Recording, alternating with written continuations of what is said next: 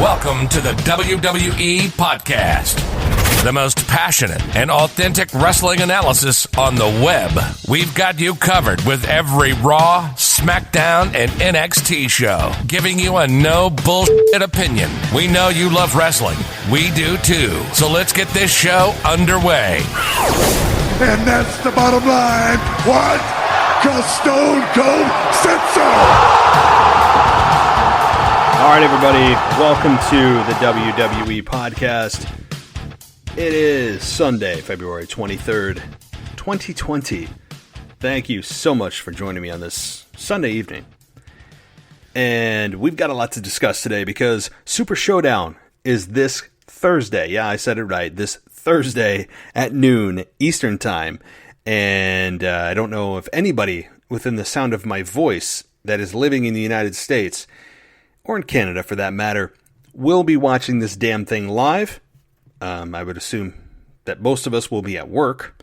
But for those few that are watching it live, please do not send me your comments on the show until later in the evening, because I won't be getting home until evening and watching the show there. So I'm going to try to keep all the spoilers and all those things to a minimum so that I can come home and enjoy it in real time in Matt's world, right? In my own brain, be able to enjoy it and see it for the first time. So thank you guys for joining me. And we're going to get to the discussion with Anthony DeMarco as we preview and give our predictions for the Super ShowDown that is in the beloved Saudi Arabia. I say that with all the sarcasm in the world. So we discuss everything, not just about the pay-per-view and predictions, but we really covered other topics that aren't being evolved or moved on in the pay-per-view, including Orton and Edge and Hardy, as well as Becky Lynch and Shayna Baszler, who John Cena potentially is going to be facing at WrestleMania. Would Goldberg and Roman Reigns be on the table? I mean, there's a lot to discuss here, as the matches for WrestleMania have apparently been, the major matches have been flipped on their heads, as I had a feeling and warned people that could happen, given that when Vince gets a sniff of the fans seeing something coming and seeing it for a long time, likes to flip things around. So we go over that potential as well, of what that could be and who that could be, as well as The Undertaker versus AJ Styles. Yeah, that we discussed that as well. So we really went into depth on a lot of different topics, and of course gave our predictions for the show as well. That is ultimately and largely a very predictable on-paper show. And we mentioned several times that's not necessarily a bad thing if indeed the predictable thing is the right thing to do.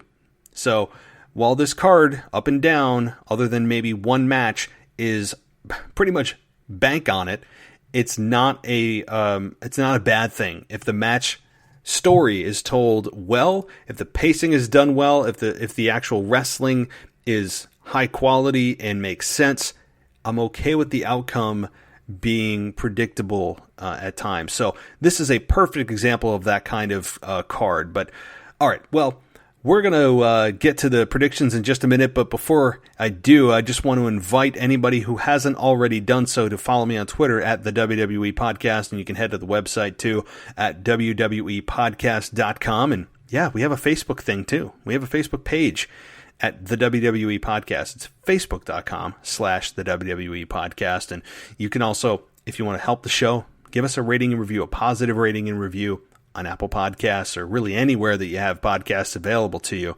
It is a big help to the show. You can also head on over to Patreon if you don't like ads, and you can get this show ad-free with video and with blogs that are exclusive, and getting a shout-out on the show and getting a video shout-out coming on the show, and then all that kind of stuff. So lots to do and check out there. Patreon.com/WWE Podcast. So as far as the week goes, guys, just kind of giving you the lay of the land for the schedule.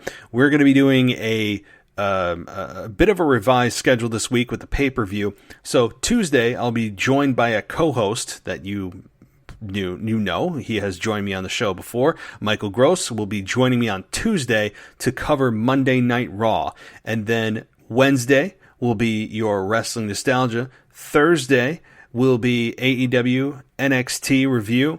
And tomorrow, I went a little bit backwards, but tomorrow I'm also going to be publishing Aiden Willis's analysis for Super ShowDown, so you'll get to hear an alternate perspective on the Super ShowDown pay-per-view and a couple of other topics. That'll be published on Monday, the 24th. And then I said Tuesday, Michael Gross will be joining me. Wednesday's Nostalgia. Thursday is going to be a bit of a weird day. I know the pay-per-views that day, but AEW and NXT are going to be published on Thursday and Friday. And I'm going to be also doing a review show for the pay-per-view this week too. So that may come before your normal Sunday show.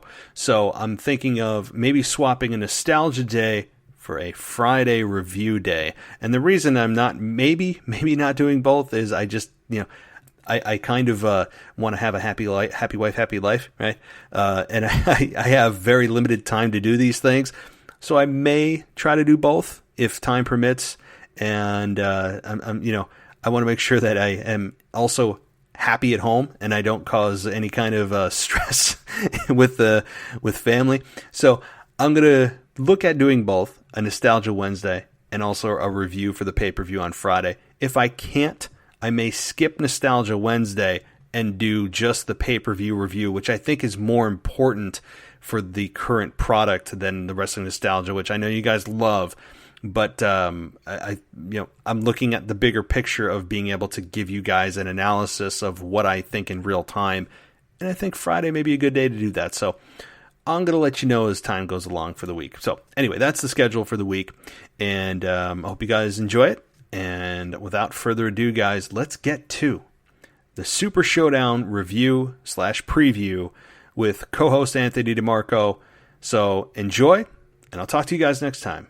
Welcome to Super ShowDown week as we creep closer to that all-important and heavily viewed Thursday afternoon at noon pay-per-view start time in Saudi Arabia, which makes sense considering it's 8 o'clock their time and 12 o'clock Eastern, so I can't imagine many people will be watching it live, but I'm excited today to have Anthony back on the show as we gear up for our Super ShowDown pay-per-view, creep closer to the ever-important WrestleMania, and discuss all of the different things really going on in WWE right now, from Otis to Goldberg to Undertaker rumor. I mean, it's just all over the damn place as we ramp up towards WrestleMania. So, Anthony, welcome back. Glad to be back, man. How's it going? It's going, man. It's a crazy ass time in wrestling right now. And I mean, honestly, it's hard to know where to start. I mean, we're going to get to the Super ShowDown predictions, in just a few minutes, but I got to ask you because some of these things that I'm going to ask you aren't being reflected on the pay-per-view. And number one, to me, item A is Orton, Hardy, Edge, that whole storyline. I'm very curious to see what you think about it. If you think it's effective, if you like Orton in this role. I know that you've been a fan so far, but with what he did to Matt Hardy this past Monday night, and you see people in the crowd crying, which I absolutely loved. What did you think about this? How are they doing so far? I think they're knocking it out of the park. I said a couple months back that at this stage in his career, I kind of preferred Orton as a babyface. Because, anytime he dropped the RKO and whatnot, like, it was just a huge pop. But now, ever since they started with this angle following the Royal Rumble with Edge, it's really sucked me back into really remembering what Randy Orton does best, and that's being a sadistic heel. It reminds me a lot of when he was leading Legacy and he was punting the McMahons in the head and that whole angle back in 2009, I believe it was. And I think the problem has been for Orton is that he's been more or less stuck in obscurity for a long, long time now, probably since his WrestleMania match with Seth Rollins at WrestleMania 31. 2015. Yeah, the 31. And I know he won the Royal Rumble in 2017, and he had that lackluster feud with Bray Wyatt where he won the WWE Championship at WrestleMania 33. But I think I preferred him as a babyface because no matter who he fought, as a heel, it never really felt right. You always still cheered for Orton. When he was fighting Bobby Roode, you were still going to cheer for Randy Orton. But now that he's actually in a meaningful feud he's had an interaction or two with Edge, but he's engaged with somebody that the crowd really loves, and he's able to garner that true heel heat and now he's being exposed for what he does best. Incorporating Matt Hardy, it's kind of another legacy star, not to the same magnitude of Edge and Randy Orton, but still in that same ballpark. And just doing that back-to-back weeks, gaining that heat, it's a slow burn. I like how they've kept Edge off of television for, I believe, about a month now. And they haven't even really referred to him as to when he's going to come back. So I think they've done an excellent job and probably easily the best thing they have going right now. I would second that. I mean, this is probably the best thing WWE has executed in, my God, 5 years more. Everything has just gone to perfection. You could nitpick things, but it's not even worth discussing. You know, some people this past week were really annoyed at Randy Orton as to how long he took. And, oh, my God, is he just going to do something? It's just taking too long. He's dragging it out. I actually heard people complain about it, and they were legitimately getting angry about it. And I said, you must not have been exposed to true heel heat. It's been quite a while, because anybody complaining about that segment that Randy dragged on, and I understand the frustration, and I had to kind of restrain my own knee-jerk reactions to that, because I haven't seen or felt true heel heat from a performer, a wrestler, in years. And that is the point. I know that's a 3-hour show, so probably the side effect was, hey, we get to chew up 20 minutes plus and kill half of our first hour with Randy just out there doing what he's doing. At the same time, that is something that annoyed people, and that's the job of a heel. People have forgotten, and the definition of a heel has almost been kind of warped into this, well, we don't like them, but they're always entertaining. And that's been the problem over the last 5 to 10 years is, no, that's not what a heel should be. A heel should piss you off every step of the way. And Randy Orton has done just that. He is damn brilliant right now. And credit to Matt Hardy, who has been more relevant now than he has in the last 10 years in WWE. And obviously Edge out there, as you just mentioned, gone for a month. I love it. I love that. And there's things that you can do to continue to build that. And it was mentioned on my show last week, and I'm going to not take credit for it. It was Ashley who brought it up, and I've brought it up several times, but it's such a good idea. Having Randy Orton come out there and RKO maybe Beth Phoenix on NXT, or RKO Christian coming out to defend him. There's things you can do to continue to build this, building and building and building to Edge's monumental return. So this is an A+ all around for me.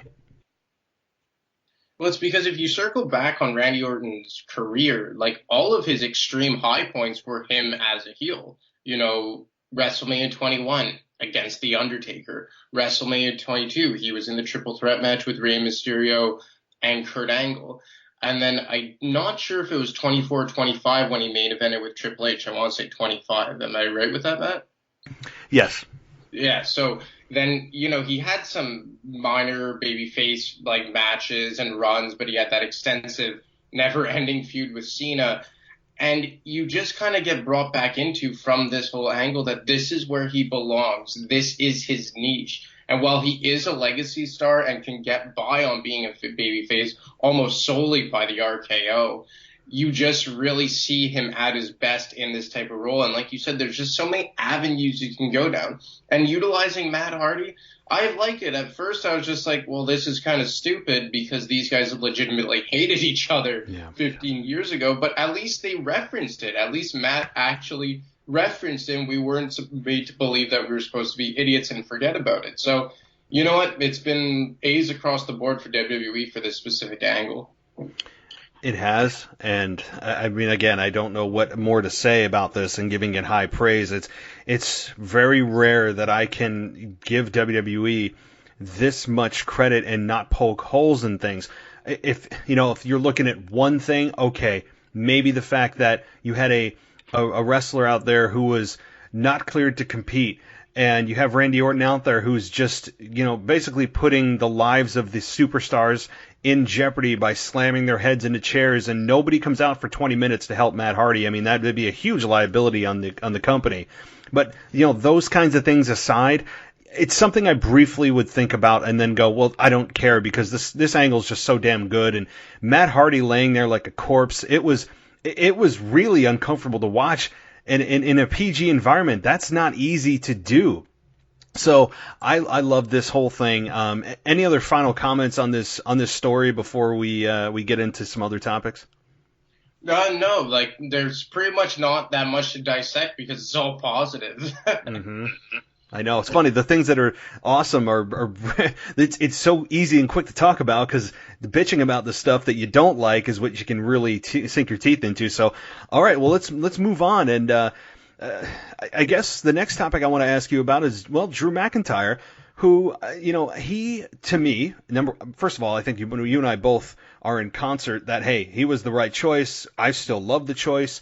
And it seems as if they're kind of putting him in a holding pattern for, fitting into Brock's non-schedule of being there every 4 weeks and having him relevant, coming out and being relatable, being likable, even trying to be comedic at times. I like the kind of laid back but intense Drew McIntyre, who has long overdue. He's never gotten a WWE championship opportunity. This is, I think WWE can't miss here unless they really botch this at WrestleMania and have Brock go over. But ultimately, I think this is right now, they seem to be really listening to the fans, and I'm loving where Drew is at. And again, they're just kind of holding steady and steering the course as we wait for this to really start heating up after Super ShowDown. Yeah, well, the one knock on it I would have is that, as you alluded to, he's kind of been in a holding pattern, and that's where I kind of miss the days where there's only one pay-per-view between Rumble and Mania, because you wouldn't have so much time just to kill. And for the Royal Rumble winner, you can't really have him dive into something legitimate, because he knows that in a month and a half from now, has the world title at WrestleMania. Like, I remember when it was No Way Out in the mid-2000s, and that was only a one pay-per-view show. It only belonged to one pay-per-view. So I find that he's kind of been a victim of that, having a meaningless program for what it's worth with MVP. But aside from that, I like the way that they're trying to humanize him, give him a bit of a character. I would have liked to maybe see him have a month-long program with a guy like Bobby Lashley, who's kind of lost in obscurity right now. But aside from that, like you said, you can't miss with it. Maybe they could have dragged it out a bit more, like he could have waited to have an interaction with Brock Lesnar as opposed to the night directly after. But aside from that, it really is can't miss. And I think we all know that Brock Lesnar is going to beat Ricochet. But after that, it's just kind of all systems go heading into WrestleMania. Yeah, it is. And I'm really looking forward to getting past this pay-per-view. I mean, let's face it. I mean, you and I talked off the air. Some people love this well, probably a few people probably love this pay-per-view. I would say the majority are probably somewhere in the middle of indifferent, and probably a significant number of those people also will protest or disdain this pay-per-view because of where it's held and the black cloud that is following WWE and will continue to follow them for this, 8 more years of this contract until it's over. So I understand the feeling of this pay-per-view, and the fact is, regardless of where it's held, as you said, I'm of the belief of one pay-per-view between Rumble and Mania. I don't like 2 stops.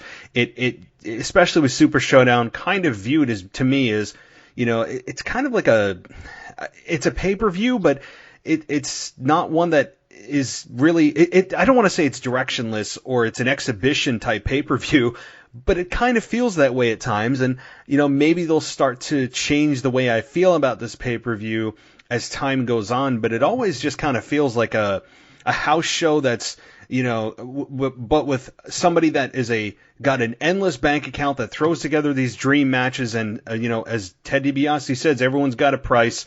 I mean, you had Shawn Michaels come out of retirement. That even hurts my soul to say for this. And so this pay-per-view is kind of tainted in a lot of ways, but, I'm still going to watch. I know some people won't, but, I don't know. This is a very touch and go pay-per-view that I think ultimately is not necessary, but it's there for what? Simply the money. I mean, there's no other reason, right? Yeah, that's exactly it. Like, you have a lot of these, like, meaningless matches that are made to be, like, something of significance. Like, I saw, like, a gauntlet match for some trophy that I'm not really sure what it is, We saw the the best in the world tournament made famous by Shane McMahon. Then the best tag team in the world tournament, the last one at Crown Jewel in October. So you know what? It is what it is. I'm actually intrigued by some of the matches. We'll get into the whole Fiend Goldberg stuff down the road, but I'm sure that Roman Reigns versus Baron Corbin will be solid enough. I'm sure that Ricochet and Brock Lesnar will be a good match. I'm actually kind of looking forward to see the dynamic between them, but it just kind of feels like an unnecessary stop to WrestleMania. It's not needed. And like you said, it really isn't a pay-per-view. It's almost like a special attraction match. Like, it's almost like Saturday Night Main Event, like inflated by a million. But I don't know. I like you said, I'm going to watch. I'm going to see what it is. It still does kind of pertain to the everyday storyline on Raw and SmackDown. But I'm with you. And as I've said before, I like just one pay-per-view belonging to either show between Rumble and Mania. Well, like I said, 8 more years of this 10-year contract. We better just buckle in. Anybody that despises this pay-per-view and you and I aren't fans simply just because of not where it's held. That certainly doesn't help considering all of the bad publicity that the country's gotten with, women's rights and all that kind of thing. But it's just the fact of the placement of the pay-per-view is, to me, just it's kind of annoying. And then you have Elimination Chamber 2 weeks later and it's like boom, boom, and then you have to wait 5 weeks and you got WrestleMania.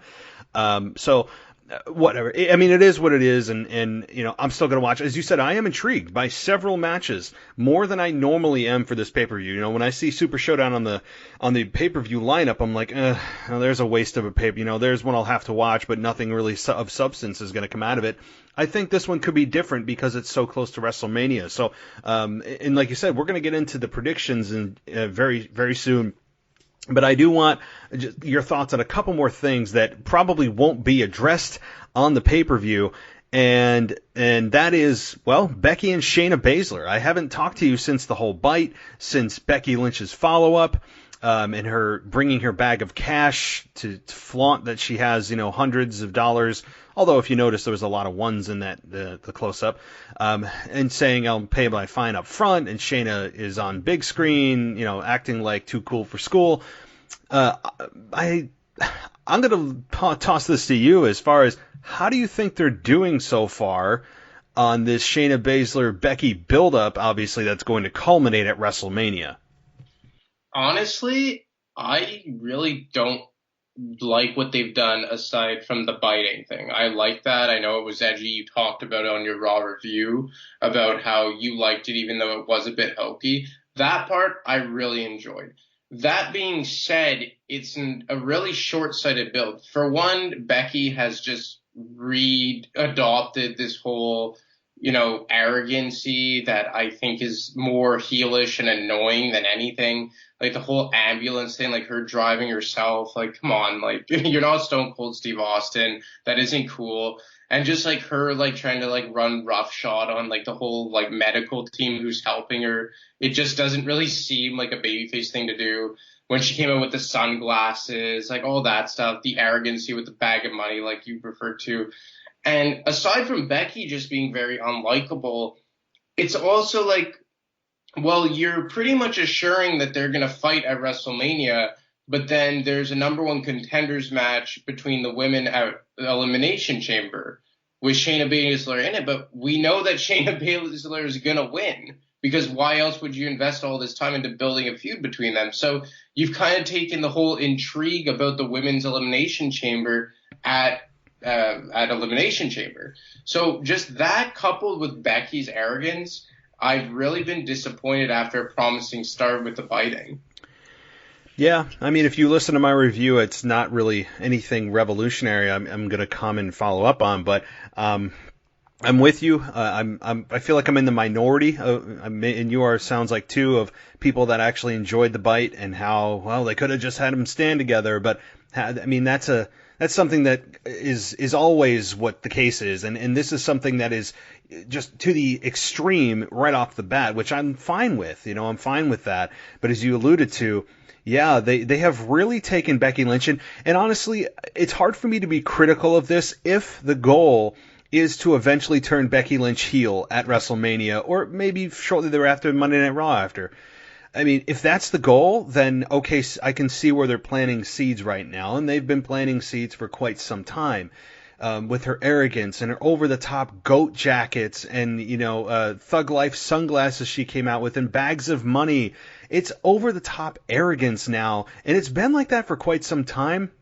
So I would think that they are probably heading that way of turning Becky heel. I would hope if it's a long story arc to get her there, because if it's not, they need to be a little more self-aware of what her actions are and what is going to undermine the babyface character in the minds of fans when you have her just being over the top arrogant and just acting like she's some kind of, acting like she's like a god, for lack of a better word.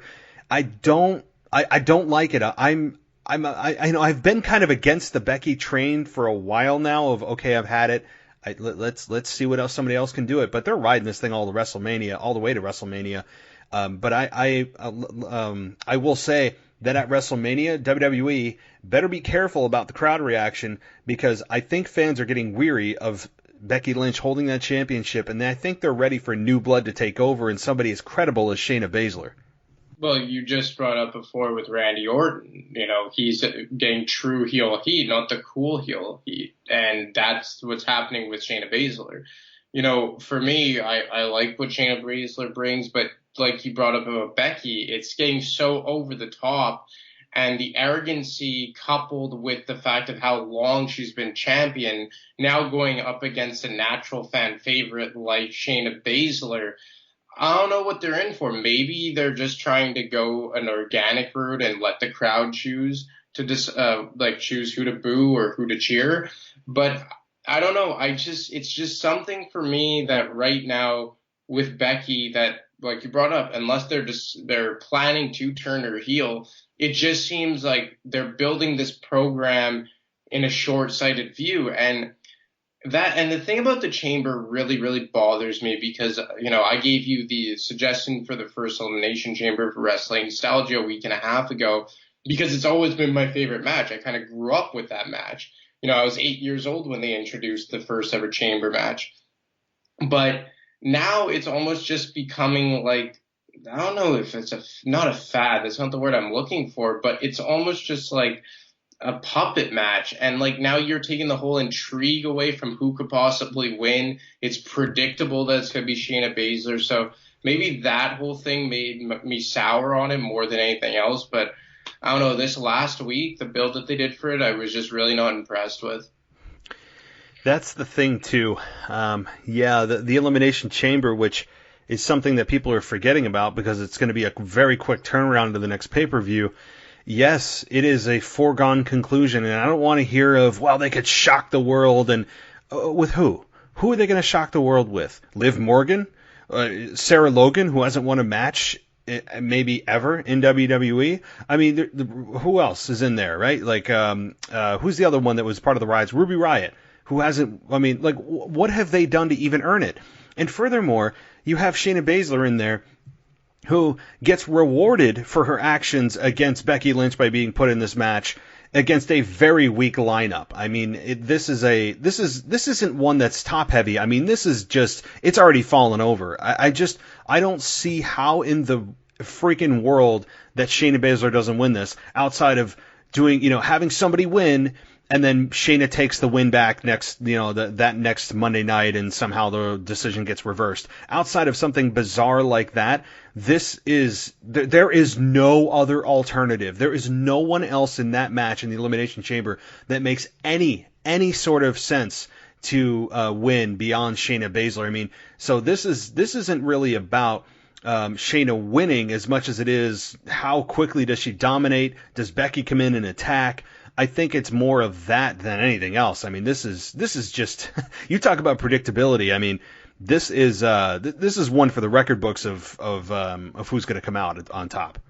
Well, it just sucks, because like going into the chamber originally, there was always 3, maybe 4 guys who you really knew didn't have that much of a chance. But there's never been an instance where it's like, yeah, it's going to be him. Like when you did the review of the first ever chamber match, like everyone kind of thought it was going to be Triple H or Shawn Michaels, but it's not like Jericho or Kane were completely out of the realm of possibility.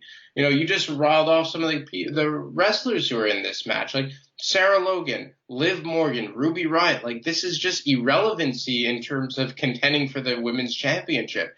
And I just hate it that it just dilutes what the chamber means. It's supposed to be something that isn't just a stop in the road. It should come in at a random point. It used to happen at Survivor Series or SummerSlam or New Year's Revolution.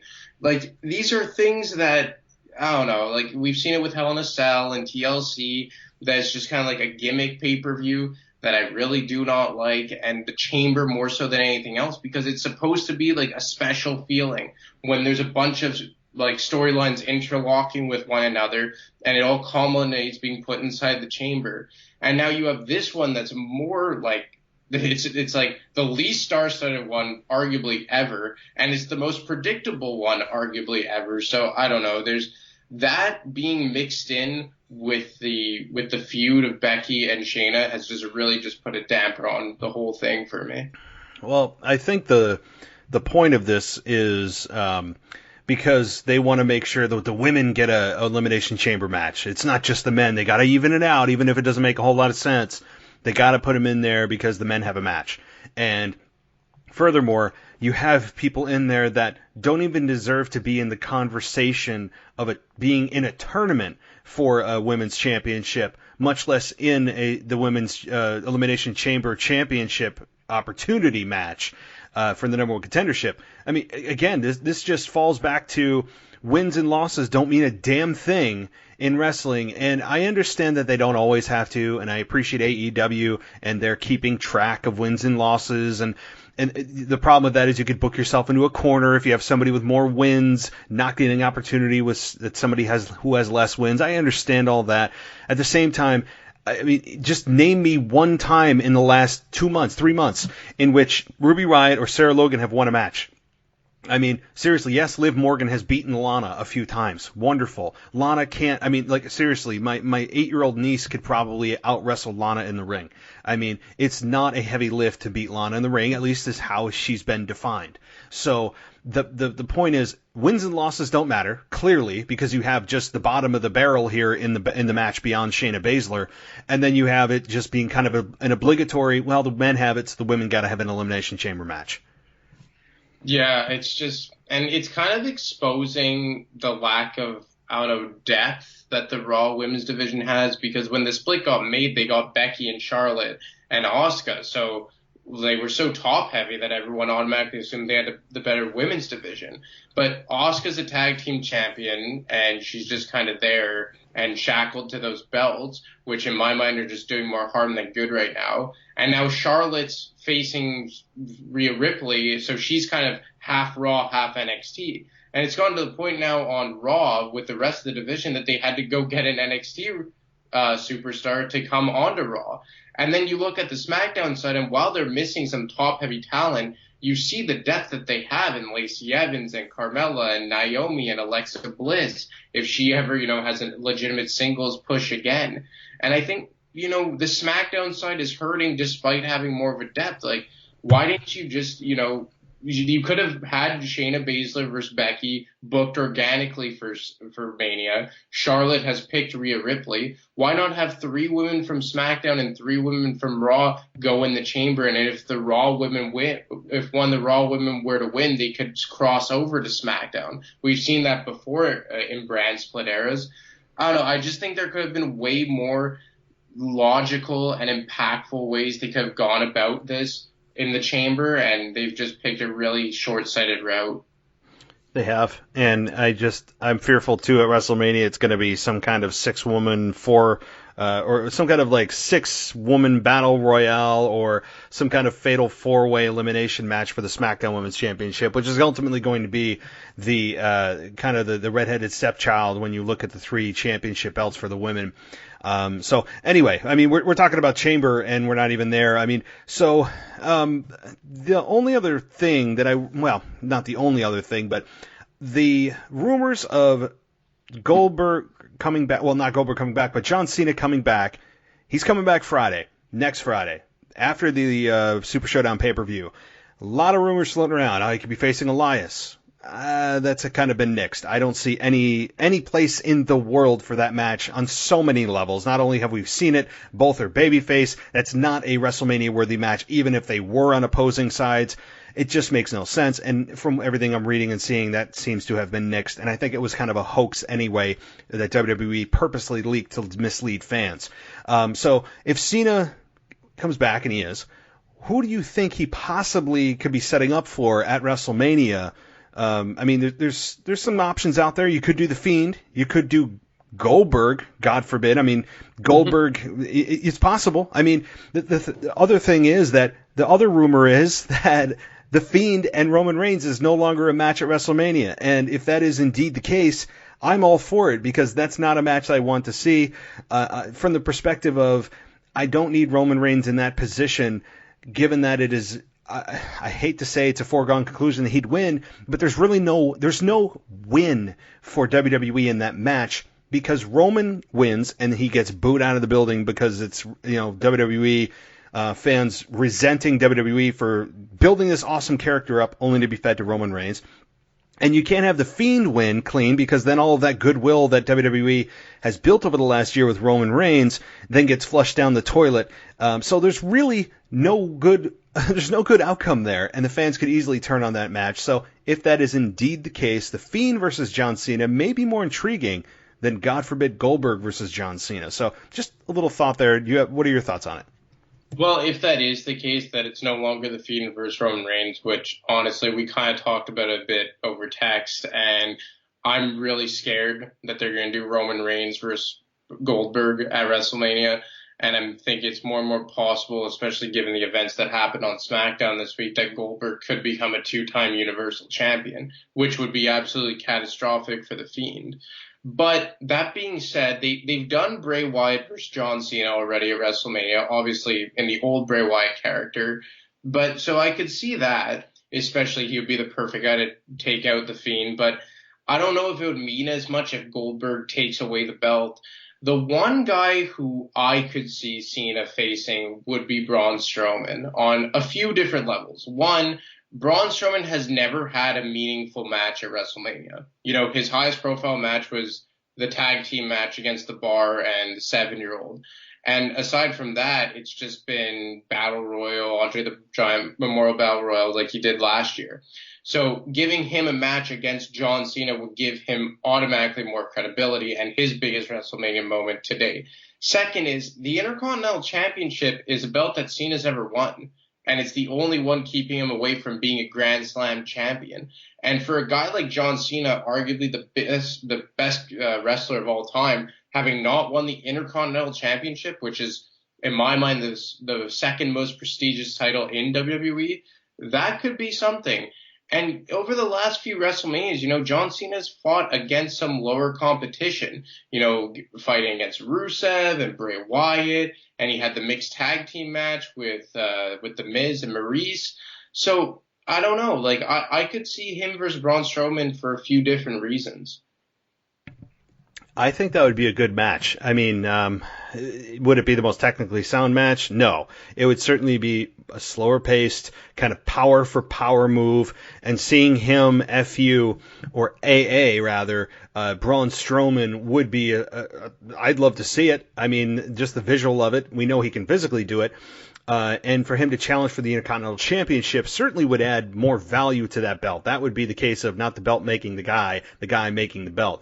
And that certainly would bode well for the championship that I think needs a boost. Even around the waist of Braun Strowman, I think it needs a boost because it's again an afterthought. You hear even the announcers who are more concerned about the great liberator Sami Zayn. And hey, I love Sami Zayn and his gimmick, but the focus should be the belt, and it very rarely is. It's not guys who are scratching and clawing and asking for championship opportunities against Braun Strowman.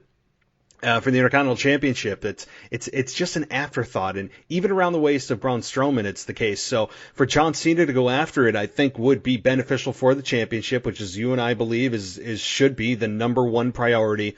And I wouldn't be so concerned about a babyface versus babyface match and who should turn heel. I wouldn't turn either of them heel. I would keep both of them as is if you're going to do that match and just let the crowd decide. And, I mean, we know John Cena's not here for long, so I think the outcome would probably be determined, at least, in most fans' minds, of Braun Strowman probably beating John Cena at this point in his career. There's no need for John Cena to go on a long run unless he has like a 2-month break in his schedule where he could be there on a semi-regular basis to defend the belt, and it would make him a Grand Slam champion. But I think that having Braun Strowman carry the belt and beat somebody of John Cena's caliber would definitely boost his value and ultimately the Intercontinental Championship value.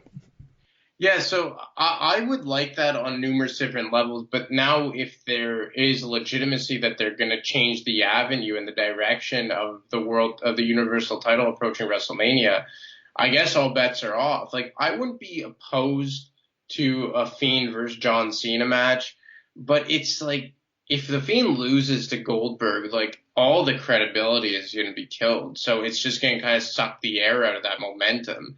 Maybe if the Fiend had never won the Universal Championship and just had a non-title match and non-title matches leading up to a bout with Cena at Mania, I could get behind it. But I just can't see there any being real intrigue for Cena facing the Fiend after dropping the title to Goldberg. I think just for numerous reasons, Cena versus Braun Strowman makes sense for all the reasons you just point out. But as for the Universal title picture, I don't think they even know where they're going because, why are you bringing back Goldberg just to put him over on the Fiend? I hope it's just to make the Fiend look that much more dangerous come WrestleMania, and if and when he fights Roman Reigns, it isn't just such a slam dunk that Roman Reigns walks out. That's where I'm hoping that they're going, because if the Fiend loses at the belt to Goldberg, even though the Fiend versus Roman Reigns isn't something I necessarily want to see, it's going to absolutely kill all the goodwill they've done over the past 9-10 months with Bray Wyatt. It's like having Seth Rollins go against the Fiend, which, I mean, I wasn't comfortable with it at the time, and it's not hindsight being 2020. I was weeks before that pay-per-view. I said, this is not a good idea. Why are they doing this? They're booking themselves into a corner. It doesn't feel right. It's way too soon. Why are they doing this? And ultimately, we know the disaster that occurred at Hell in a Cell, and so Roman Reigns and the Fiend. Is it a match that's going to happen? Yes. Is it a match that needs to happen? Yes. Does that mean it needs to happen on April 5th? No, it doesn't. It does not mean it needs to happen at WrestleMania 36. You can wait and keep these two apart and build it, my God, another year. I don't know if WWE will have the patience to do that, considering of how quickly they tend to burn through matches. But if Roman Reigns, finds somebody else that he can feud with for 6 months, like he did with Baron Corbin, hey, there's half your year gone that you could then have to worry about just finding another few opponents until next year's WrestleMania for Roman Reigns. So, all right, well, I want to actually just get to. Well, actually, let me ask you this. What are some other topics maybe that aren't going to be covered on the pay-per-view that you wanted to touch on before we get into the predictions and preview? Well, I'm not really sure if there's a match booked for it because I didn't have a chance to go over the complete card, but the whole Monday Night Messiah, Kevin Owens thing, I'm not really sure what they're doing with it. I feel as if maybe they started it a bit too early, before Royal Rumble to build it to WrestleMania. Now, from week to week, they're kind of just juggling it and just trying to do a rinse and repeat type of thing. Now, apparently, Samoa Joe is legitimately hurt, so that kind of threw a wrench into their plans. But while I like what Seth Rollins is doing right now, and I like KO, it just feels like it's getting a bit repetitive. And I'm not sure if there's any type of match booked for Super ShowDown, but when this started, I was super intrigued on it, and I loved Raw, but as of late, it's just felt kind of repetitive and redundant. That particular angle I will agree with you on. Overall, I think Raw has been vastly improved for a number of months. It has its occasional downs, more ups than downs though, and I think that overall Raw has been a better product. And to answer your question, yes, there is a Raw Tag Team Championship match between Seth Rollins and Murphy versus the Street Profits. So they are indeed going to be getting some type of spotlight at the pay-per-view. So I don't know. Again, this is what boggles my mind is the Street Profits interrupt at the end of Raw to come to the aid of the Viking Raiders and Kevin Owens, who is again about to get his ass beat down for like the 18th week in a row. Great way to build a babyface, by the way. And then you have the Street Profits make the save, and making that save just warrants and grants them a Raw Tag Team Championship match. I mean, what? This is like pre-show stuff. If that happens, so. Yeah, I don't know. Like, I wasn't a huge fan of Seth Rollins and Murphy winning the tag team titles. I thought that would have been better suited for the AOP, just because I think Seth shouldn't be in a tag team type mixture, and Murphy has to be at least the fifth or sixth guy that he's won the tag team titles with. Like, oh my God, he's becoming the modern day Kane in that regard for different tag team partners to win the belts.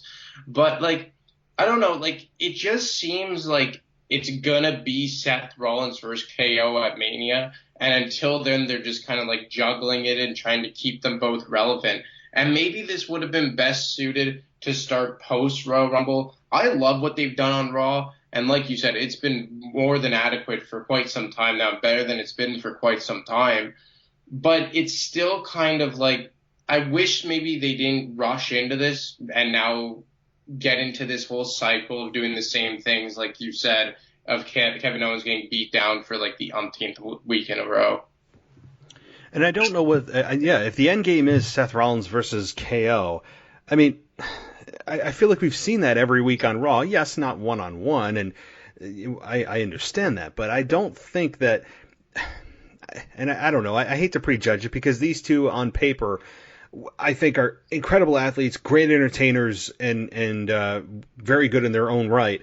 But having this at WrestleMania would kind of feel redundant again, unless there's some huge stipulation on the line. This could be some kind of gimmick-based match. Although I'm not a big fan of gimmicks at WrestleMania. It could be. I just don't know what the end game is here for this. And I know that it feels like they've been spinning their wheels for a while. It started out hot. Seth is revealed in that van. He turns around. Boom. AOP come out in their suits. He's their heavies. Murphy joins.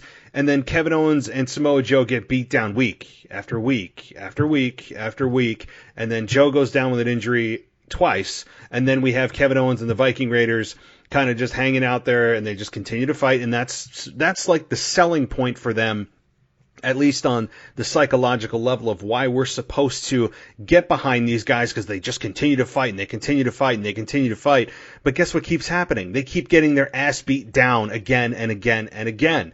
So it's kind of working against them to use that as a reason for why we're supposed to, get behind them, because they just don't stop and they're relentless, when they just end up with the same result if it wasn't for the Street Profits this past week. So ultimately, I think this could be revived. It's not a dead angle by any means. It just kind of feels like I've been chewing the same piece of gum for a couple of weeks now, and I'm ready for something to be injected into this story in a big way. Yeah, and not for anything, like, I like the Viking Raiders, but they're a fun babyface tag team, but I don't know if that's what this angle needed. Just like a new tag team, and I know when they got injected, they were the tag team champions, so there is some legitimacy there, but I just thought that maybe they could have gone a different road with who could have been the backup to give them more legitimacy, and like, not for anything, and I don't mean to come off as judgmental, but when you have the Viking Raiders standing there with KO and Samoa Joe, it's not visually the most intimidating group I've ever seen. It's kind of like a bunch of guys ready to brawl at a pub after a night of boozing. But aside from that, it's like you said, it's just like they're fighting the good fight, but they're ultimately coming out on the losing end. And I know maybe it's a slow burn for a big payoff at Mania that could be Seth Rollins versus KO. But in the meantime, it's just kind of dragging and dragging and dragging. And I just hope that it doesn't lose momentum to the point where the crowd doesn't care anymore. I hope so. I hope so too. I don't think it'll get to that point. I think what also kind of inadvertently has affected this angle is the return of Edge and how much steam that took out of, I think, this angle and energy and a focus and attention from fans, because that up until Edge's return was the biggest angle Raw had going, and I was giving it praise week after week. So I think kind of as a side effect, and one that obviously is not intentional, is that when something that big happens and then you have Edge come back and the crowd is like, oh my God, this is awesome. You know, this is something that is, we'll remember forever and all this stuff. And you have obviously Orton on top of it being freaking brilliant in his execution. I think that kind of takes the steam away and the focus away from this rivalry that, you know, people were hot for a few weeks. And you had, you know, people talking about how Kevin Owens is finally being focused on for Raw. He's finally the guy that is going to lead Raw, and they're putting Raw on his shoulders. And then boom, you have Edge come back, and that's, you know, this is not anybody's fault. It's just kind of the nature of the beast, and that angle took over and was white hot from the beginning. And then you had just kind of by the very nature of wrestling, the next thing kind of taken down a peg, if I can talk. That was taken down a peg because of the fact that Edge and Orton and Matt Hardy and whoever else is now going to be involved in this have done such a damn good job. So, I don't know. That's just my thought as to why this is starting to feel stale, on top of the kind of repetitive tag team booking that happens week after week after week.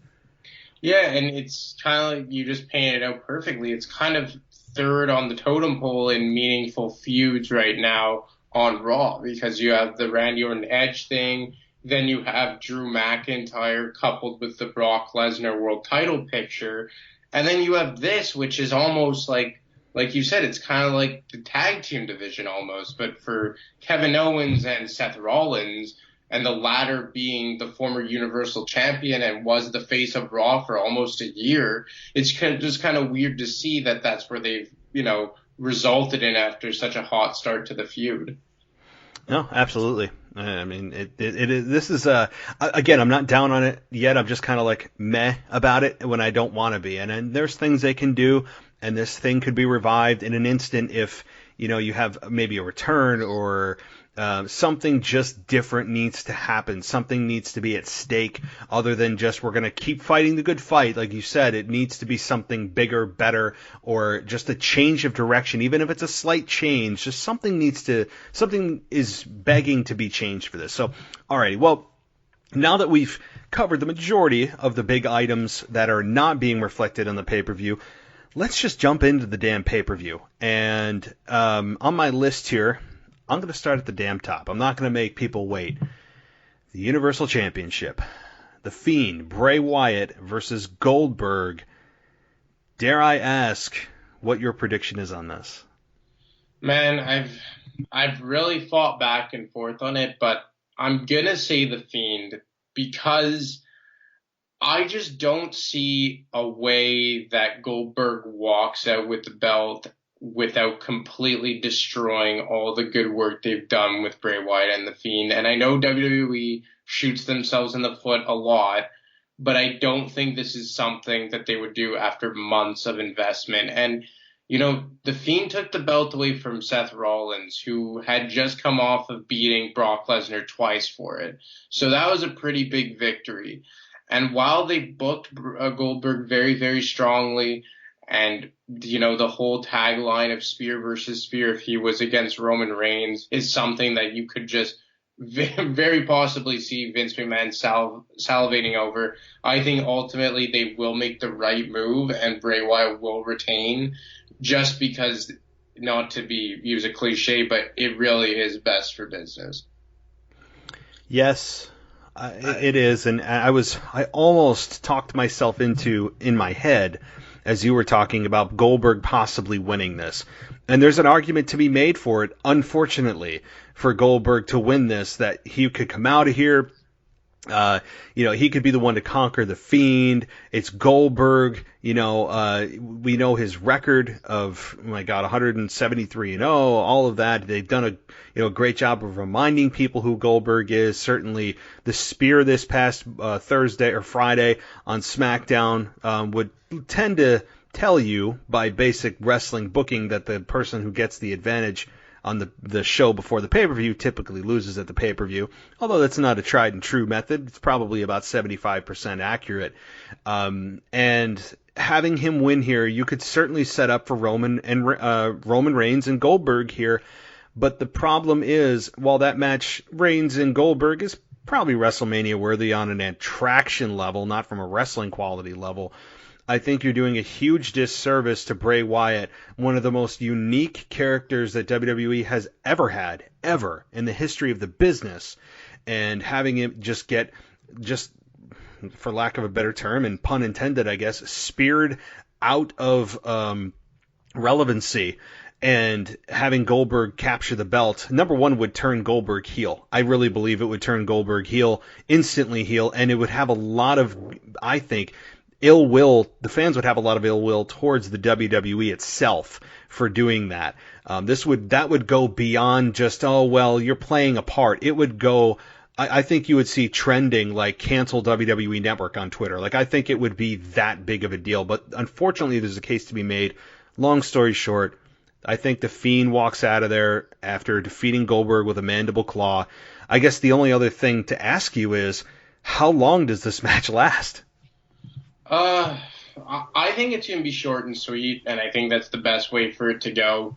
Because I think the Fiend is best suited for short and sweet matches. I think when it goes as long as it did with Daniel Bryan, while it was a good match, it kind of exposes a bit of the character for what its limitations are. And, well, there's not much to say about Goldberg. He's not a guy that can typically go more than 5 minutes, and sometimes that's being generous. So I think it will be kind of like spear, jackhammer, kick out, Sister Abigail, mandible claw, something along the lines of that. Yeah, it's just going to be a match of finishers. I think it's just like if there's even a punch thrown, I'll be shocked. Like, seriously, I mean, I'm being a bit facetious, but I think that ultimately it's going to be, power move, finish, kick out, finish.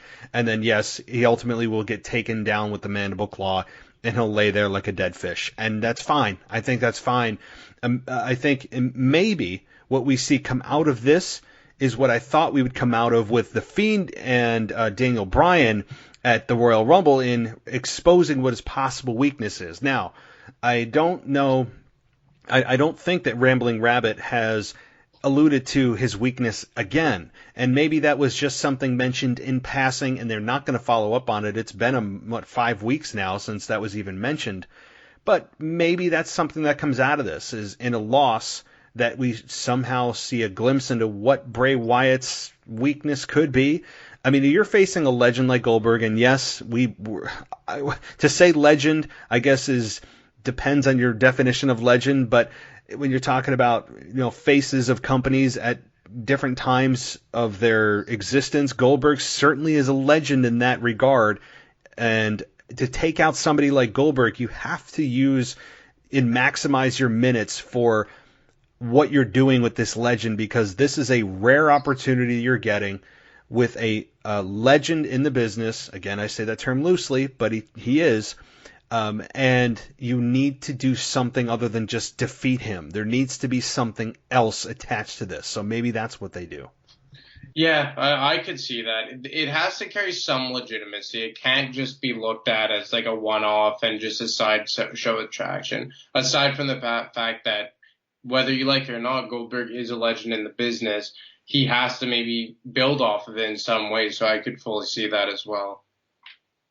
All right. Well, so both of us agree on that. The Fiend will probably come out of there as champion, and I don't know. I'm not putting it against Goldberg to come out as champion, but I am very, very interested to see what the crowd reaction would be if the Goldberg walks out with the belt. All right. Moving down the line here, the next huge match on the card, Brock Lesnar, Ricochet. What do you think, Anthony? I think that Brock Lesnar is going to kind of put on his best performance in the ring here. because he's a guy that everyone seems to think can't wrestle, when I don't think that he can't wrestle. I just think that he maybe doesn't want to all the time, and that the character itself is just best served for kind of like Goldberg and The Fiend, short and sweet. We've seen him before in his first run, up until he left in March of 2004, that he can go when he wants to go. And you've had guys like John Cena say that he's the best ever in the ring. And obviously Ricochet, we know what he does in the ring, A+ across the board, arguably the best in-ring guy right now. And I think that this is going to be a really entertaining match. I expect this to be the best match on the card. I do think Brock Lesnar wins. I think that's undisputed. I don't think you'd find one person who actually believes that Ricochet has a snowball's chance in hell of winning this match. And I think Brock is going to turn a lot of heads and show that when he can go. Yes. This match is, I put a poll up on Twitter and I asked people what I think is going to be a longer match, The Fiend and Goldberg or Bray or Lesnar and Ricochet. And most people agreed that it's going to be Ricochet and Brock Lesnar, and I would tend to agree with that. I think that this match is, as I've said before in last week, that this is a match that's about Ricochet. I think more than it's about Brock Lesnar. It's about building the next star. That's what it's always about. It's always been about in wrestling. And this should not be a Kofi Kingston 8-second special. This should be a somewhat hard-fought match by Brock and Ricochet. I think the story told here is what I've been saying all along. It's speed. And that's what's going to be on the side of Ricochet, and that's the story they'll tell. That's his only leg to stand on, will be his speed. And it's how long he can hang with Brock before he finally gets caught in an F5 and put down for the 3 count. So to me, this is about the performance that Ricochet can put on to put eyeballs on him, to create the next star, as they should. If they end up beating Ricochet in under 10 seconds, that is, to me, that's just stupid for business. That's just dumb business. That won't just piss me off as a wrestling fan. That's just like, hey, this is bad for, like, money. Like, your business model, that's terrible. Like, you do not want to do that. I mean, I understand why they did it with Kofi. In this case, this is not Kofi Kingston. He is not the kind of defined mid-carder and the lifelong mid-card defined wrestler that Kofi Kingston is. This is Ricochet, a young upcoming talent that is really got sky's the limit for this guy. So to me, it's Brock defeating Ricochet after a couple of hope spots and the speed telling the story. Brock wins, and then you get a Claymore out of nowhere from Drew McIntyre getting his statement in, as WWE would like to say, and flattening Brock Lesnar as he stares at the WWE Championship. Yeah, I don't think they'll go the Kofi Kingston route. Kofi Kingston was passe, and that was them almost saying through a metaphor that, like, okay, you guys had your fun with him, but, like, he won't be back here. As opposed to Ricochet, who he's just starting out. He's been on the main roster for, about a year now. So I think they're just giving him a chance to shine. I think given the fact that Brock only, picks and chooses select guys to go with, that he sees something in him. So, yeah, I think it's going to be a really entertaining match. I expect it to be the best match on the card. I think it's fairly predictable that Brock will walk out with WWE Championship. But aside from that, I'm really looking forward to it. Yeah, I am too. I really am. And I think that it's going to be an entertaining match to see how close they can get Ricochet to making people believe he can pull it off, and ultimately he's just going to get his ass F5'd and 10 German suplexes later. So, all right, moving on to the next match, the Raw Tag Team Championship, as we just briefly discussed, Seth Rollins and Murphy versus the Street Profits. I don't have a whole lot to say about this. Other than, I don't know how Seth Rollins and Murphy lose this. I just don't. This group needs gold, which will help them gain momentum. It's about Seth Rollins. He doesn't even have a defined group name. I hope he comes up with one at some point. But his group of disciples, I guess I'll say for now, I think this will be an entertaining match. I think wrestling quality will be solid. I expect it maybe like 10, 15 minutes, maybe longer. Ultimately, with Seth Rollins and Murphy coming out on top, I just do not see a world in which the Street Profits win here. Do you?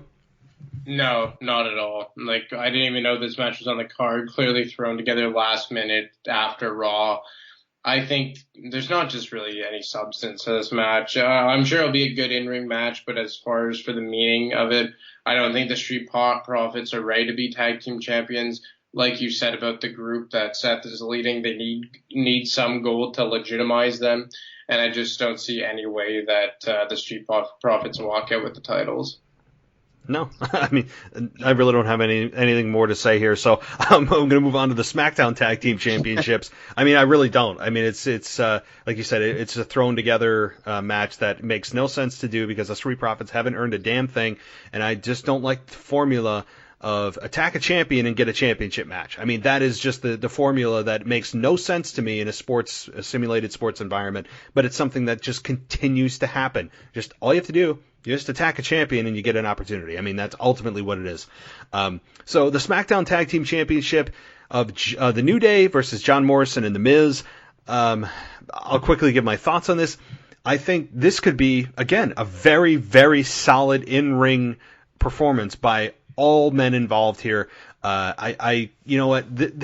Honestly, this one isn't as, lock it up and throw away the key decision as the other three matches we just discussed that seem to be a fait accompli. This one, you could make a case for John Morrison and The Miz, considering that they're a newly reformed group that have just reunited with one another. They've got decent heel heat. They've got good chemistry. They have a history. But as we saw on SmackDown, the Usos and New Day came face to face, and Usos said, like, hey, after your Super ShowDown and you retain, we could do this thing one more time. And we certainly know that the New Day versus the Usos is, I mean, they always have great matches. But if the New Day lose and Morrison and Miz come out on top, that doesn't mean that you can't have a triple threat tag team ladder match at WrestleMania. So this one's not easy to call because either way, the Usos are going to be involved, and I think all three teams are going to be involved at WrestleMania. I'm going to say John Morrison and The Miz win here just for the fact of I think it's the New Day don't need the belts, and you're going to have probably a triple threat tag team ladder match at WrestleMania anyway with all involved. Yeah, I'm going with Morrison and The Miz too. I think that they've been really good together since Morrison came back and they reunited. And like you said, the New Day, while they're good with the belts and they legitimize the belts, they don't need them. And, the SmackDown Tag Team division is very deep. And that's not including Heavy Machinery, we're not even going to touch on what's going on there, and Ziggler and Bobby Roode. This is just a very deep division, and I think giving it to Morrison and The Miz to lead into WrestleMania, to maybe do a triple threat ladder match or something of that magnitude, maybe not a ladder match, but a triple threat match of some fashion between the three teams. I just like what Morrison and The Miz are doing right now. I really like Miz since he turned heel again. I've never liked him as a babyface. And John Morrison is just doing what he does. And yeah, I really think I'm pretty confident to say that I think that Morrison and The Miz are going to win the SmackDown Tag Team titles. Yeah, and I'm fine with it. I have no issue with it whatsoever. We all believe in unison. The New Day do not need the belts. Morrison and The Miz, I think, could be much more entertaining with the belts rather than hiding pancakes behind them. I'm all for it. So, yes. And I think that, honestly, at WrestleMania, again, we're 2 steps ahead of ourselves. But sometimes you can kind of see the writing on the wall. And in this case, having New Day, Miz and Morrison, and the Usos involved in a triple threat match at WrestleMania, that could be a hell of a ladder match or TLC, whatever kind of gimmick they'll throw together, and they will. That could be, I think, a top flight match at WrestleMania and could potentially steal the show. Again, for a match that doesn't even exist yet, we're fantasy booking to WrestleMania, but certainly it looks like they're headed that way. All right. King Corbin versus Roman Reigns. I feel like I'm just going to, record me saying that and just press play here. I think this is a match I don't even need to say that we're all sick of. To say that we're sick of is underestimating it grossly. But by that same token, they work well together. So with that just very predictable criticism out of the way, they work very well together. They never have a stinker of a match. Corbin has been really good as a heel, and a steel cage match is predictably the final thing that you should do, and I'm fine with it. I think this could be a very good match. Maybe 3 stars out of 5 if they even put in half the effort. They've worked so much together that they could probably do it in their sleep at this point. I expect Roman Reigns to probably do what he did to Brock Lesnar at the Saudi Arabia event, a year and a half, 2 years ago, and maybe spear him through the cage to end the match. Or maybe after he wins, spear him through the cage and make a definitive exclamation point that this is over. I don't think there's a person in this world, just like a lot of the matches on this card, that believe Roman Reigns should lose. Roman Reigns wins here. There's seriously no surprise shocker that would make sense to me. It would be a stupid decision. Roman needs to come out on top here, and I think he will. Do you possibly think anything else is possible here? No, I'm really surprised that they did this again. I thought the Royal Rumble match, which they did a really good job, and I enjoyed that match, the Falls Count Anywhere, was the blow-off, but I think this is just an extension of that, rather. And it's going to be more the same. I'm sure it'll be a good match. I'm sure it'll be entertaining. I like Corbin, and Roman Reigns, like him or hate him, he's good in the ring. But, there's no way that Corbin wins this. Roman Reigns will emphatically win and hopefully put an end to this program once and for all. Yeah, it better be. I mean, could you imagine the fans if this thing continues? I mean, all right. Well, yeah. So again, I'm fine with the match. I'm looking forward to this match simply for the fact that we can finally say this is their final match. Although I'm very leery of when WWE books it and frames it and markets it like that, because we've seen them go back on their word in the past. I mean, when they did that with Sami Zayn and Kevin Owens, that this is their final encounter, and a few months later they're in a tag team match against each other. I mean, so when WWE says that, I don't believe them. It just tells me that they are going their separate ways for now, not forever. So, which is fine. It's just going to be interesting to see how Reigns' reaction is after he gets away from Corbin and gets to somebody else. I'm very interested to hear the crowd reaction. All right, SmackDown Women's Championship, Bayley versus Naomi. I'm going to toss it to you, Anthony. I'm going to go with Bayley just because I don't think there's been enough of a build to take the belt off of Bayley. I know her run has been kind of lackluster, but at the same time, I think the women's division on SmackDown is deep, but it's not too top-heavy. And while Naomi is a former women's champion, the SmackDown women's champion, I believe 2 times, I don't think that there's been enough of a build to, justify her dethroning Bayley. Bayley, especially with Sasha Banks nowhere to be found, is undisputedly at the top of the food chain on SmackDown. I think she's going to hold it a bit longer, probably until WrestleMania. To whom she loses it to, maybe it could be Naomi at WrestleMania, but as of right now, I don't see Naomi taking the belt away from her. No. Dude, I think it's not. This is definitely not one that I would bank on, especially compared to the rest of the card. This probably seems to be so far the one that's the least predictable. But again, for all the reasons you just mentioned, Naomi she is a great athlete. She's entertaining in her entrance. She certainly gets fans excited, especially younger fans. She's very marketable. All of that. There's a lot of reasons to like Naomi as champion. There's not a lot of reasons to like Naomi as champion at Super ShowDown. I think that at WrestleMania it's going to be some kind of multi-woman match, ultimately having Bayley lose. And I think that either it's going to be Naomi or it's going to be Lacey Evans, who they seem to be really, really trying hard, like really hard every week to make her relatable and try to reconcile her sins of the past of calling people nasties this week, saying that it's a term of endearment. I don't know about you. I have never heard the word nasty mean a term of endearment in any context, but they are really trying to drive home, I'm a mom, I'm former military, just trying desperately to get the fans behind her, which tells me that they're setting her up for something bigger.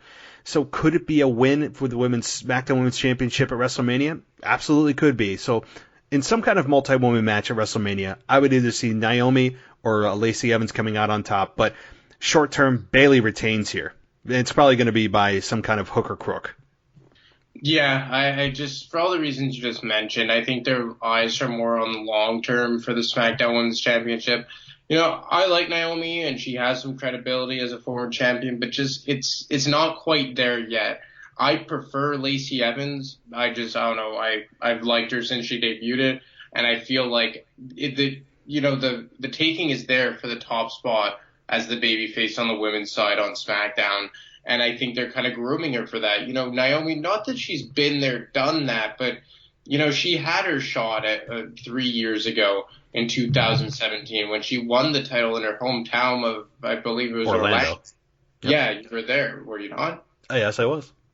Yeah, so, she's kind of had it already. And I could see Lacey Evans, evolving into a legitimate top babyface on SmackDown. I think it'll be a good match between Naomi and Bayley, but I just don't think the time is right to pull the trigger on a title change. Although I haven't really loved the Bayley title run, I could at least respect that they've tried to legitimize her as the top talent on SmackDown. I can too. I can respect that. And I think, like you said, though, the big key here that is SmackDown is really desperately missing a top babyface. Lead women's babyface, and Naomi certainly could fit the bill in time, and Lacey Evans too if she continues on her path. And I'm telling when I was saying about how WWE is transparently trying to get the fans to relate and like her and forgive her for her sins. It's going to take time, and I think that time could maybe even be not until sometime later this year, and that's fine. Maybe I'm not totally ready for a run with Lacey Evans as SmackDown Women's Champion, and I'm saying that 5-6 weeks out of WrestleMania, but that could change, and I'm fine with that. But I think Naomi right now, you could argue, has probably got the biggest babyface reaction out of anybody, and that maybe is probably because of her entrance that is by far the most visually appealing than any other babyface. Yeah, and obviously you throw Sasha Banks in the mix here. I mean, she has just been MIA. Where the hell is Sasha? I mean, we don't know. Is she going to come back and support Bayley? Is she going to come back and accidentally cost Bayley the belt or cost her a match? We don't know, but I think ultimately Sasha is probably going to be thrown into this four-way, assuming it's a four-way of Bayley versus Sasha versus Lacey versus Naomi at WrestleMania. At least, again, this is a early prediction, but that's how I see it panning out. Yeah, it could go a couple different ways here. It's just I think that there's more to be had to change the belt than this match right here. I don't know what they're doing with Sasha. I hope she does come back, but it seems like the relationship between her and the fans and WWE is souring more and more as we get on here. But yeah, I think they've done a good job of legitimizing Bayley at the top of the food chain on SmackDown, and I think it'd just kind of be a disservice to all of that and all that goodwill to make her just drop it after such a little build with Naomi. Yeah, no, I just don't see it. So, again, the short version is Bayley's championship isn't going anywhere on Thursday. So, all right, and then we have our final match, and get ready for it, folks.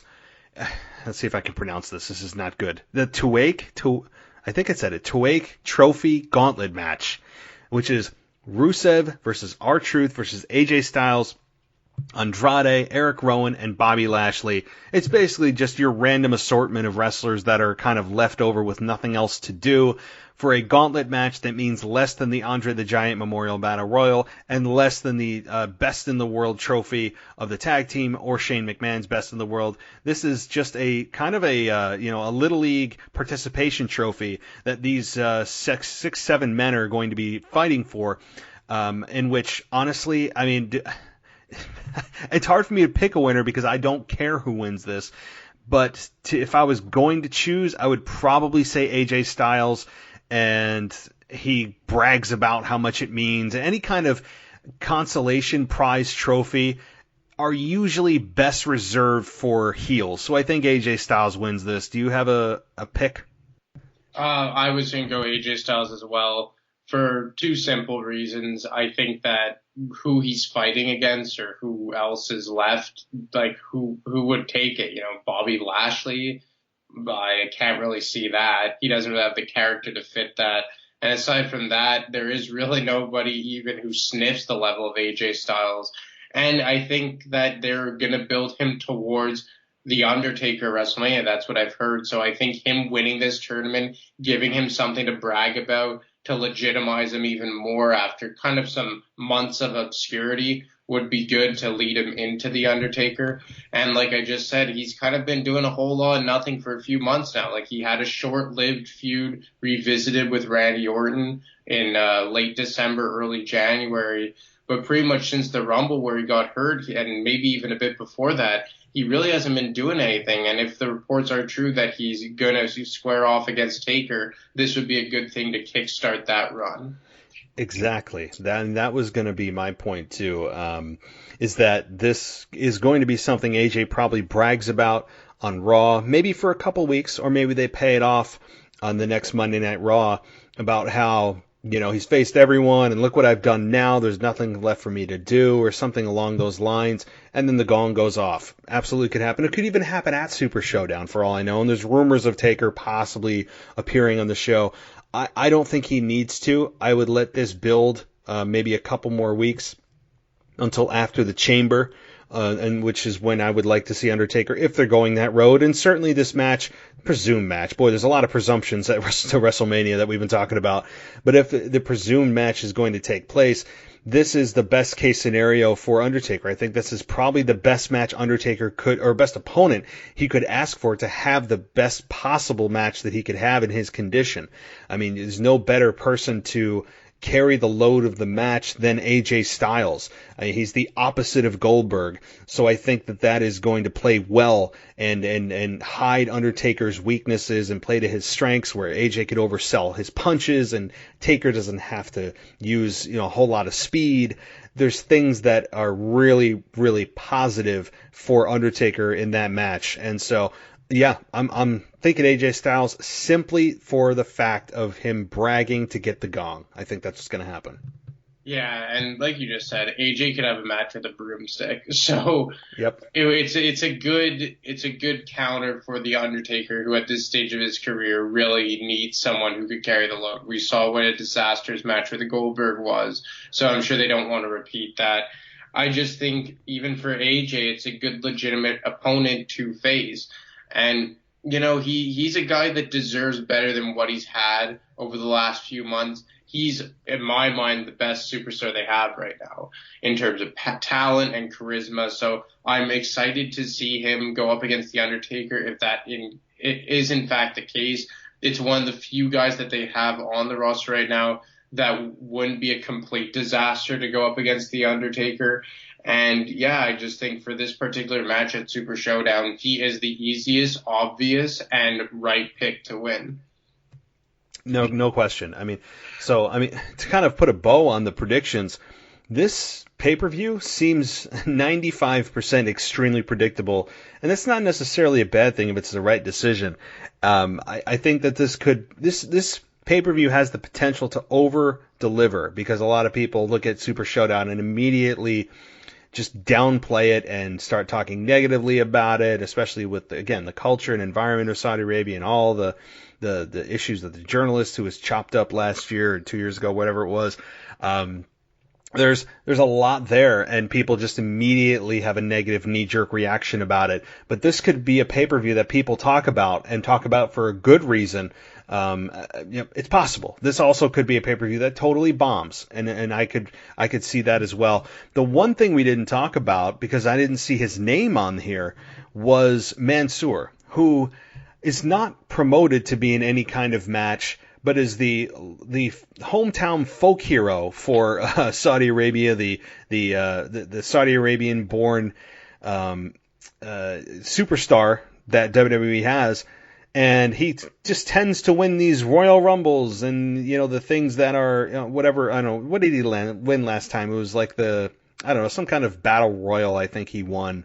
And, the crowd went crazy for him, and he talked about, you can achieve anything, and gives us the tired old I believed, and you can believe if you put your mind to it. All the same platitudes that are talked about from all the baby faces in WWE, that are very tiresome to me. But where do we see Mansoor in here? I'm sure that when he comes out, he's going to get a hometown hero's welcome. Yeah, now that you bring it up, I'm not really sure. Maybe they throw in some pre-show battle royal, or I don't know what they could do. I think last time they were there, he had a one-on-one match with Cesaro, if I'm not mistaken. Yep. So yeah, I'm not really sure. There's not a lot of publicity for him, and maybe he shows up in the gauntlet match. I could maybe see that. But then would he possibly beat AJ Styles in the gauntlet match? If he were to show up in that, he would be my pick. And then AJ could, build off being upset about it. But aside from the gauntlet match, I don't really see a place for him showing up unless they, just grow a last minute match out of the ground. Which is, it's happened before. And I could see it happening, or a heel coming out and running their mouth, and Mansoor comes out and, flattens them. I mean, it's very possible. So I think somehow, some way, without question, Mansoor will be involved. And we all sit at home and go, why are they reacting to this like it's Stone Cold's return? And, it's because that's what it sounds like. We're like, I remember sitting at home like, why is this guy getting this type of reaction? And then you realize where he was born, and that answers your question. So, I think that this is going to be I think it has the potential to be a good pay-per-view. I'm looking forward to it from the perspective of just not necessarily who's going to win, but how they win, because that is, to me, how I'm going to look at it, through the lens of how they win and how long it takes our picks to win, because this is a very, very predictable card, which sounds like a negative, but if it's the right choice, I'm not against predictability. Yeah, that's it. Like, predictability is good sometimes when it is the right choice. So, because sometimes I think people get it mistaken with like, well, not everything could always be unpredictable. That's not the case. When it's right, it's fine. Like Batista and John Cena winning the world titles at WrestleMania 21, it was predictable, but both the right choice. But then in the case of the Women's Royal Rumble, not the Elimination Chamber match, that's when the predictability isn't good. So, I don't know. This show is going to be predictable, but for all the good points in my mind.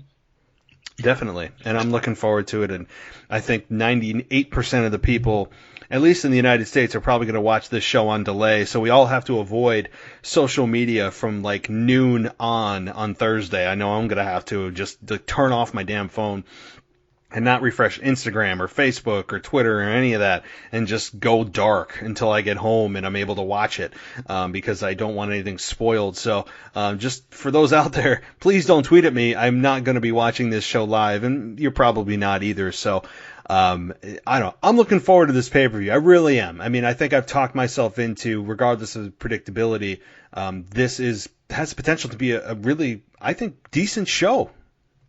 Yeah, I think it's going to be good. Like, if you could just get behind the whole blood money, blah, blah, blah stuff, it's going to be a good show. I don't think it's going to have any real crucial points to it in the sense of impacts on storylines of heading towards WrestleMania, because I don't think any major titles or anything are going to change. But I'm sure it will be entertaining matches. There's not one match that I really look up there and say, oh, like, I'm really dreading that one. But I'm kind of afraid of what's going to happen with The Fiend and Goldberg. But if it is what it is and it's predictable in the sense that The Fiend will win, I don't really have a problem with it. It'll just give The Fiend more credibility heading into WrestleMania. So, yeah, I am looking forward to this pay-per-view. Yeah, and for those that are saying, oh, my God, I don't want to see Goldberg, don't forget, I mean, if you look at the median time of his matches, I'm sure it's under 5 minutes. So even if you don't even want to see Goldberg, you don't want to see Brock, guess what? They'll probably combine for an under 10 minutes of the show. I mean, seriously, because Brock and Ricochet will probably go 8 minutes, and The Fiend and Goldberg could go 2. I mean, I could absolutely see that happening. So I think it's going to be a good pay-per-view. I'm interested to see if there are any surprises that maybe we're not thinking of. But this is going to be an interesting show, and then we'll be back to regularly scheduled programming with our normal pay-per-views of Chamber, and then boom, on to the big one at WrestleMania. So, well, Anthony, before we head out here and call it a night, Is there anything that you wanted to touch on, expand upon, or just briefly discuss? No, I think we pretty much covered everything. Awesome. Well, thank you so much for coming on, and I know that you'll be watching the pay-per-view probably around the same time I do, whenever you get home from work on Thursdays as I do, and it'll be late evening before I have any idea what the hell happened. So please, guys, don't tweet at me and spoil it for me. I'm begging you. And so that puts us, we'll be after Chamber, I think, the next time that we talk. It'll be post-Chamber if it's 2 weeks from Thursday, or it could be Chamber night. I don't have the math on me right now. So if it's Chamber night, then we'll obviously have to do it the night before. Yeah, so we'll be on the final stop before WrestleMania the next time we talk. Yeah, really looking forward to it, and it's going to be a fun time to do a show, that's for sure. Absolutely. Well, Anthony, thanks so much for coming on. Before you head out, though, let everyone know how they can get in touch with you if you want to share that. You can follow me at ADeMarco25 on Twitter. Super easy, right? There you go. Love it. All right. First plus DeMarco25. Not too hard. No, it's very straightforward. So give him a follow, guys. It's an entertaining follow, and yes, I have to say, there's hockey tweets, but that's okay, because the Rangers from the little bit that I've watched are on a pretty good hot streak and could possibly sneak into the playoffs. I know that you don't care about the Rangers, but that's something I have noticed. I'm like, ooh, right? So yeah, they're on a bit of a heater right now, and they're kind of in a transition period. But yeah, the Rangers are a team to watch for sure over the next month or so.